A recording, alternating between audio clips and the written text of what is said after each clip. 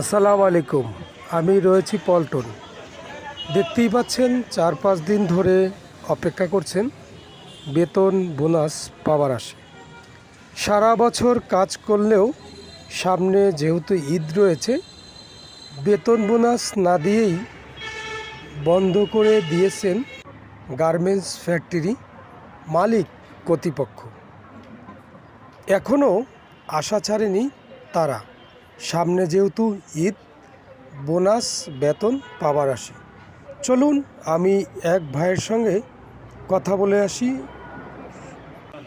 বাড়ি যাব, আমরা যে এলাকায় থাকি অফিসের কাছে, ওখানে আমাদের দোকান বাকি আছে। আমরা যে বাসায় থাকি ঘর ভাড়া বাকি আছে। আমরা তো ব্যবসা দেখা যায় হোটেলে খাই, জি আমাদের হোটেলে টাকা দিতে হবে।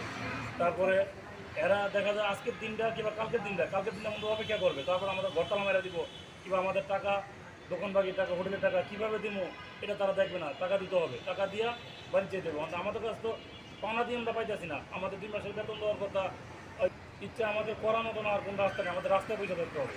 আমাদের বাড়ির জন্য টাকা নেই যে আমরা বাড়ির জন্য আত্মীয় স্বজন কিংবা বউ পোলাপানের জন্য বাচ্চা কাচ্চার জন্য কাপড় চোপড় কিনবো, আমাদের সেই সুযোগ নাই। আমাদের কোম্পানি টাকা দিলে আমরা এটা করতে পারবো না, করা সম্ভব না। আমাদের রাস্তায় পয়সা থাকতে হবে।